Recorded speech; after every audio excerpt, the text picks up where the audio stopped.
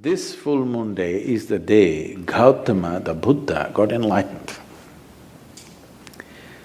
There are many aspects to his life. The most important aspect is that he is a Buddha. That's not his name. His name is Gautama Siddhartha, but he is a Buddha. Buddha means he transcended his intellect. Bu means buddhi, dha means dada. Buddhi means the intellect, dada means one who is above. One who is above his intellect is a Buddha. One who is in his intellect is a non-stop suffering human being. Something happens, they suffer, nothing happens, they suffer, whichever way. We call them Buddha. That is, if you are below the mind, we call them Buddhu. You're missing the point. If you're above the mind, you're a Buddha. If you're below the mind, you're a Buddhu. If you're in the mind, you're non-stop suffering. So how did he become this? He tried many things in his life. He was a prince of a small princely state. Because some yogi predicted that this will either become a great emperor or become a great sage. When he made this prediction, the father got little excited. He did not want him to become a great sage, he wanted to become a great emperor. So he decided he will not expose him to… because he thought by being exposed to some suffering or misery, he may turn into a sage. So he kept him in utter pleasure, the best of food, best of clothes, best of pleasures, everything. When he was 19 years of age, he got him married to a very pretty young woman, kept him in a palace secluded from the rest of the society where he lives in pleasure, never exposed to any kind of suffering. One day he thought he will just take a drive through the town. He asked his charioteer to take him across. So he was going, and then he saw a man who was old, was going like this. So he had never seen an old man in his life. His father had protected him from all this. He said, what happened to him? So the charioteer, oh, he's just an old man. How does it happen? He asked. He said, everybody gets old someday. He looked at himself, he was a nice youth. What, me also? He said, yes, everybody gets old. They live long enough, they get old. This was a realization for him, I will become like this. Then he saw a man lying on the street who was ill with something, not able to get up, in great suffering. He said, stop, what is this guy? What's he doing? He said, oh, he's sick, unfortunately. What does that mean? He said, my body, sometimes it gets sick. It can happen to anybody, it can happen to just anybody. Me, a prince, it can happen to me, it can happen to anybody. Then he said, oh, I can become like this. Then they were going further, he was completely disturbed by this. Then he saw a funeral. They were carrying a dead body of a man. What happened to that guy? Oh, he just died, that's all. What does that mean? That happens to everybody without exception. Then he said, what am I doing? Just eating, pleasures, nonsense, what am I doing with myself? And he struggled, he went into turmoil within himself. This suddenly being a prince and these pleasures and all this palace suddenly broke apart for him, and he started looking, what is the point of all this? This is going to get old, this may get sick, for sure this will be dead. What am I investing my entire life in this? But by then he had an infant boy. He looked at his wife and his child, this loving wife and this lovely little baby. He could not leave. He struggled and struggled and struggled. By then, a little over 1.25 years passed. When the boy was 1.5 years of age, he could not hold it anymore. In the middle of the night, like a thief, without telling anybody, he slipped out of the palace and left for good. He went in search, I want to know the truth about this life. He went from school to school. These are times when different schools were established in India.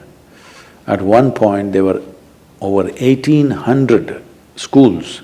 I'm saying not just institutions, 1,800 different ways of doing things, 1,800 different varieties of yoga.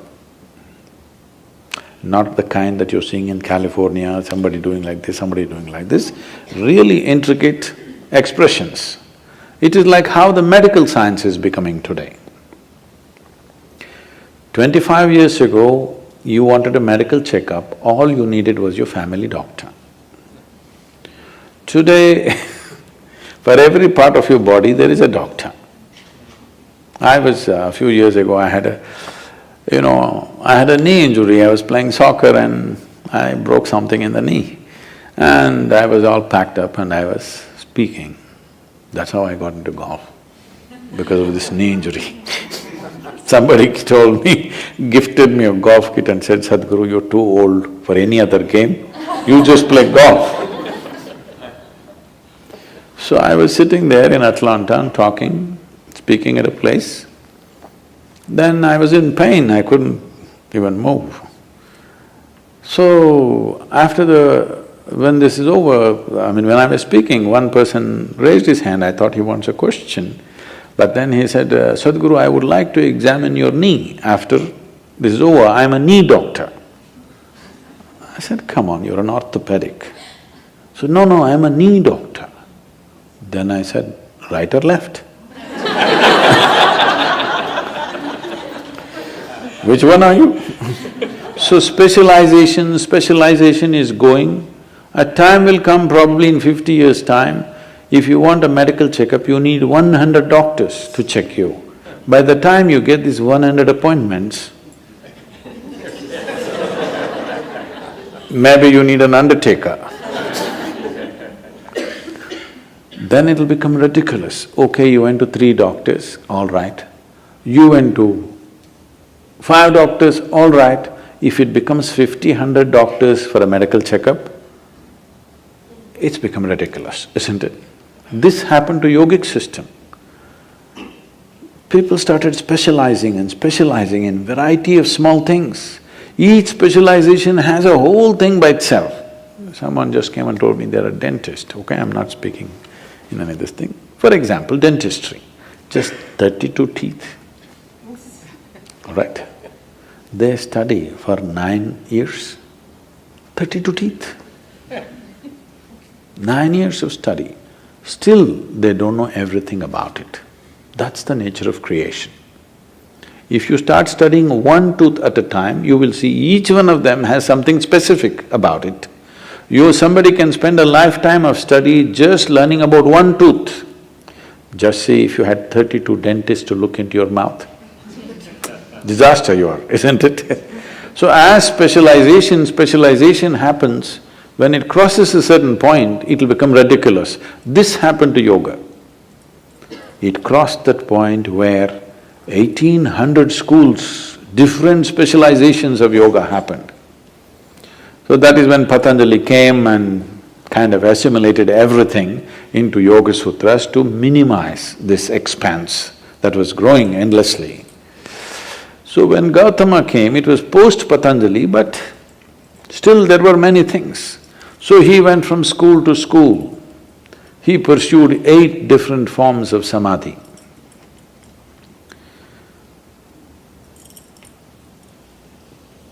We're talking about samadhi, okay. He pursued 8 different forms of samadhi. He saw all of them were wonderful experiences, but still it did not liberate him. So in this condition, he was walking as a samana. There's a certain system of practice called as samanas. Their fundamental practice is this: they will never ask for food. You should not go in pursuit of food because they want to beat the fundamental instinct of survival. No matter what, you're always going in pursuit of food, please understand this. You may complicate it in so many ways, but fundamentally, you're talking so much about economy means you're just thinking about survival all the time, isn't it? Survival glorified, but still it is survival. So one fundamental sadhana for them is, you never pursue your instinct of survival. You simply keep going. So samanas used to just walk, never asking for food. But the culture was sensitive. If they saw a spiritual person walking, people will cook at home and run behind him and serve him wherever he is, because they know he will not ask for food. Today if you become a samana, you will walk yourself to death. Those days, people were sensitive to his sadhana and responded. So there were thousands of samanas walking the country. So Gautama became a samana. And even if you are not asking for food, you will walk near a town. So the food will come. But Gautama took it too seriously and just walked. He became all bones. Just bones and a bag of skin, like that he became.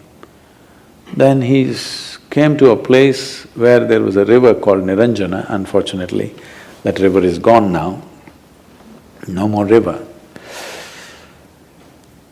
Just about 18 to 20 inches of water, maybe moving little rapidly.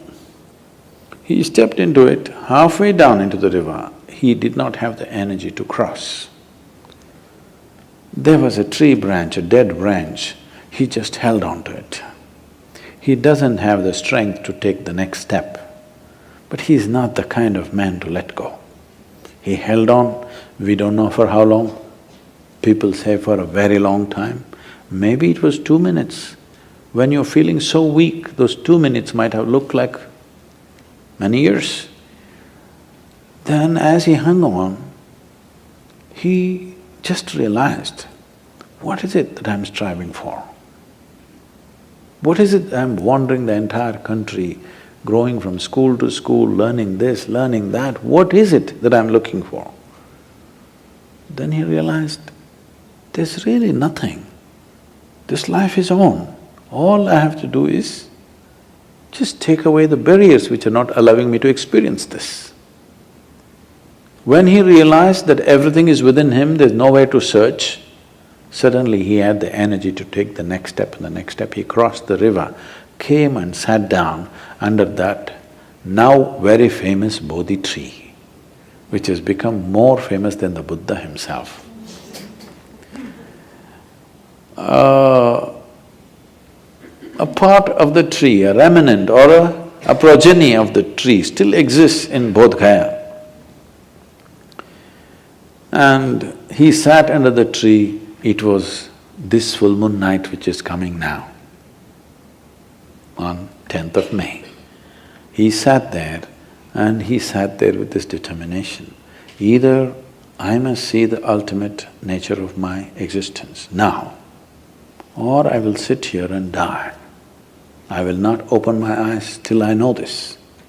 Once he made that resolve, because the only problem is there is no resolve. Every 2 minutes, your intentions are changing. If you are totally on, to know what is within you, how long should it take?